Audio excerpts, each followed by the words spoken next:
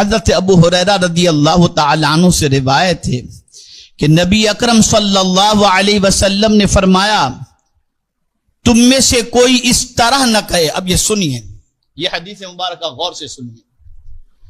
تم میں سے کوئی اس طرح نہ کہے, دعا مانگتے وقت جو کہتے ہیں نا, تو اب یہ نہ کہے جو کہا جا رہا ہے. اور یہ کون فرما رہا ہے؟ رسول اعظم صلی اللہ علیہ وسلم. کیا نہ کہے؟ اس طرح نہ کہ یا اللہ عز و جل اگر تو چاہے تو مجھے بخش دے, اگر تو چاہے تو مجھے بخش دے, یا تو چاہے تو مجھ پر رحم فرما. نہیں, ایسا نہ کہے, بلکہ یقین کے ساتھ سوال کرنا چاہیے, اے اللہ تو مجھے بخش دے, اس لیے کہ اللہ عز و جل سے کوئی پوچھنے والا ہے ہی نہیں. اور ایک بندہ اپنے رب کو پیار کے ساتھ, محبت کے ساتھ, امید کے ساتھ اور یقین کے ساتھ جب یہ کہتا ہے کہ اللہ مجھے بخش دے, تو اللہ فرشتوں سے فرماتا ہے کہ میرا یہ بندہ جانتا ہے کہ میں بخشنے والا ہوں, اسی لیے تو مجھ سے بخشش مانگ رہا ہے. فرشتوں گواہ ہو جاؤ, میں نے اس کو بخش دیا. میرے پیارے آقا صلی اللہ تعالی علیہ وسلم کے پیارے دیوانوں, اسی طریقے سے اس بات کو بھی ذہن میں رکھنا ہے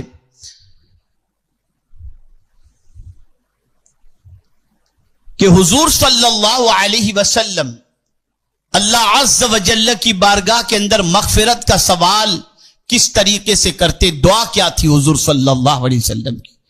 تو میرے پیارے آقا صلی اللہ تعالی علیہ وسلم کے پیارے دیوانوں, حضور صلی اللہ علیہ وسلم اس طرح دعا مانگا کرتے تھے, اسألک عزائم مغفرتک, اے میرے اللہ میں تجھ سے وہ اعمال کی توفیق مانگتا ہوں جو یقیناً مغفرت کا سبب بنے. اے اللہ ایسے اعمال کی مجھے توفیق عطا فرما کہ اس اعمال کی وجہ سے میرے کریم تو بخشش کا پروانہ عطا فرما. یہ دعا حضور صلی اللہ علیہ وسلم نے امت کی تعلیم کے لیے عطا فرمائی, ورنہ سرکار صلی اللہ علیہ وسلم تو سید المعصومین ہیں, اور حضور صلی اللہ علیہ وسلم کے صدقے میں اللہ تعالیٰ اس امت کی مغفرت فرماتا ہے. میرے پیارے آقا صلی اللہ تعالی علیہ وسلم کے پیارے دیوانوں, اللہ کے رسول صلی اللہ تعالی علیہ وسلم قرآن مقدس کے حوالے سے رسول اعظم صلی اللہ علیہ وسلم سے اللہ نے کتنی پیاری بات فرمائی, کتنی پیاری بات.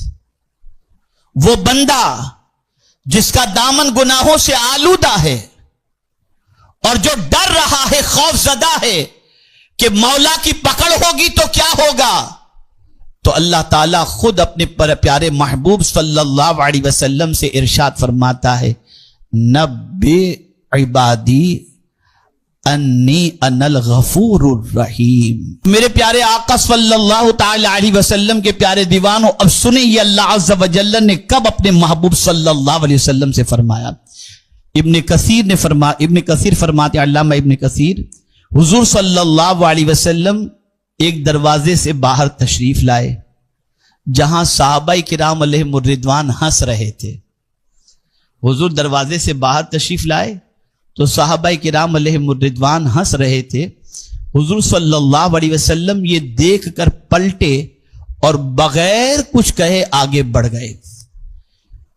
پھر جب آپ حجر اسود کے قریب پہنچے, یعنی حضور صلی اللہ علیہ وسلم, تو پیچھے کی طرف چلتے ہوئے دوبارہ صحابہ کے پاس آئے اور فرمایا, جب میں باہر نکلا تو جبریل امین علیہ الصلاۃ والتسلیم آئے اور انہوں نے کہا, یا رسول اللہ صلی اللہ علیہ وسلم, اللہ فرماتا ہے میرے بندوں کو نا امید نہ کرو, اور پھر اللہ کا یہ فرمان نازل ہوا, نبی عبادی انی انا الغفور الرحیم. میرے محبوب میرے بندوں کو خوشخبری سنا دو کہ بے شک میں بہت معاف کرنے والا ہوں, بہت معاف کرنے والا ہوں, اور صرف معاف کرنے والا ہی نہیں بلکہ مہربان بھی ہوں. اور میرے پیارے آقا صلی اللہ تعالی علیہ وسلم کے پیارے دیوانوں, اور میرا ہی عذاب دردناک عذاب ہے. اب آپ دیکھیں, ایک طرف معافی کی بات اور ایک طرف دردناک عذاب کی بات. کیا مراد ہے؟ تو میرے پیارے آقا صلی اللہ علیہ وسلم کے پیارے دیوانوں، جو لوگ اللہ عز و جل سے امید رکھ کر کہ مولا بہت معاف کرنے والا ہے، سچے دل سے توبہ کر لیں تو اللہ تعالیٰ ان بندوں کے گناہوں کو معاف فرما دیتا ہے اور انہیں مایوس نہیں فرماتا. لیکن یقین ہونا چاہیے اور سچے دل سے توبہ کرنا چاہیے تو اللہ عز و جل ان بندوں کے گناہوں کو معاف فرما دیتا ہے. اور جو شک و تردد کے اندر ہوں، توبہ کرنے میں ٹال مٹول کرنے والے ہوں، معافی مانگنے کے اندر ہچکچاہٹ محسوس کرنے والے ہوں، ایسے لوگوں کے لیے دردناک عذاب ہے، دردناک عذاب. میرے پیارے آقا صلی اللہ تعالی علیہ وسلم کے پیارے دیوانوں، اسی طریقے سے آپ معافی کی اور بخشش کی اہمیت کو سمجھنا چاہتے ہوں تو اس سے بھی سمجھیں کہ اللہ عز و جل نے اپنے محبوب صلی اللہ علیہ وسلم سے فرمایا وَقُلْ رَبِّ اغْفِرْ وَارْحَمْ وَأَنْتَ خَيْرُ الرَّاحِمِينَ. قرآن مقدس میں حضور صلی اللہ علیہ وسلم سے اللہ عز و جل نے جو دعا کرنے کے حوالے سے فرمایا، اس میں ایک جگہ تو یہ ہے وَقُلْ رَبِّ زِدْنِي عِلْمًا، اے میرے محبوب تم کہو کہ اے اللہ میرے علم کو زیادہ فرما دے. اور ایک جگہ یہ آیا وَقُلْ رَبِّ اغْفِرْ وَارْحَمْ وَأَنْتَ خَيْرُ الرَّاحِمِينَ، اور تم عرض کرو کہ اے میرے رب بخش دے اور رحم فرما اور تو سب سے برتر رحم کرنے والا ہے. یہاں سے یہ بات سمجھ میں آئی کہ اللہ عز و جل سے مغفرت کی دعا کرنا یہ مصطفیٰ جان رحمت صلی اللہ علیہ وسلم کی سنت مبارکہ ہے. اور حضور صلی اللہ علیہ وسلم کی مغفرت کی دعا کا مقصد یہ ہے کہ اللہ سرکار کے درجات کو بلند فرماتا ہے. حضور صلی اللہ علیہ وسلم معصوم ہیں، گناہوں سے اللہ نے حضور صلی اللہ علیہ وسلم کو محفوظ رکھا. اور یہ سنت ہمیشہ کے لیے یاد رکھو کہ رسول رحمت صلی اللہ علیہ وسلم ارشاد فرماتے ہیں میں دن میں 70 مرتبہ اللہ سے استغفار کرتا ہوں، اور ایک روایت میں یہ ہے کہ 100 مرتبہ اللہ عز و جل سے استغفار کرتا ہوں. یہاں یہ بات سمجھ میں آئی کہ حضور کی سنت سمجھ کر بندے کو چاہیے کہ اللہ عز و جل سے معافی مانگے اور بخشش کی دعا کرے. آپ جانتے ہیں ایک روایت میں یہاں تک ہے